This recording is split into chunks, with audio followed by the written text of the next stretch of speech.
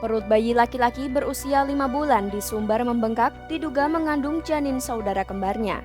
Kisah bayi berinisial AA ini menjadi perbincangan di media sosial. Bagaimana fenomena ini bisa terjadi? Diketahui pembengkakan perut AA terjadi sekitar 3 bulan yang lalu. Hal ini diungkapkan oleh ayah AA, Hendy, pada Selasa 24 Oktober 2023. Saat itu, Hendy dan istrinya memutuskan membawa AA yang kerap menangis ke puskesmas. Dari pemeriksaan itu, ternyata ada benjolan di perut bayi AA yang diduga tumor.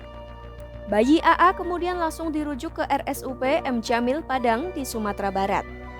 Hasil pemeriksaan rumah sakit pun menunjukkan ada 2 dugaan penyebab perut bayi AA membengkak. Pertama, yakni karena adanya tumor di dalam perut bayi. Sementara dugaan kedua yakni di perut bayi AA terdapat janin saudara kembar yang telah mati.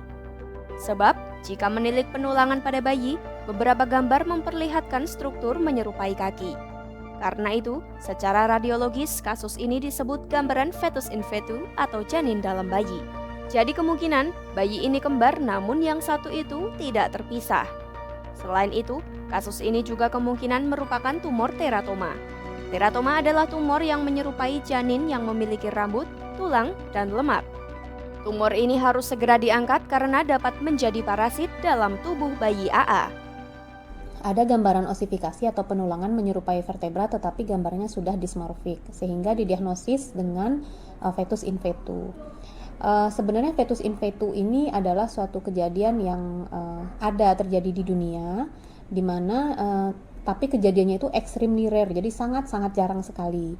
Kejadian fetus in fetu itu terjadi saat masa kehamilan si ibu. Jadi bayi ini sebenarnya kembar, dia ada 2, namun yang satu itu tidak terpisah, dia tumbuhnya menempel dan akhirnya tumbuh di dalam badan si bayi yang satunya atau kembarannya. Sehingga pada saat lahir hanya terlihat sebagai satu bayi, padahal sebenarnya ada bayi kedua yang berada di dalam bayi pertama. Dan biasanya bayi yang di dalam badan bayi yang lainnya ini itu non viable, jadi dia sudah tidak hidup lagi ya kasarnya, jadi tidak seperti bayi hidup lagi sebenarnya, tapi dia menyerupai dalam tanda kutip parasit lah bagi bayi yang satunya. Kemudian, rumah sakit membentuk tim dokter untuk menangani kasus tersebut.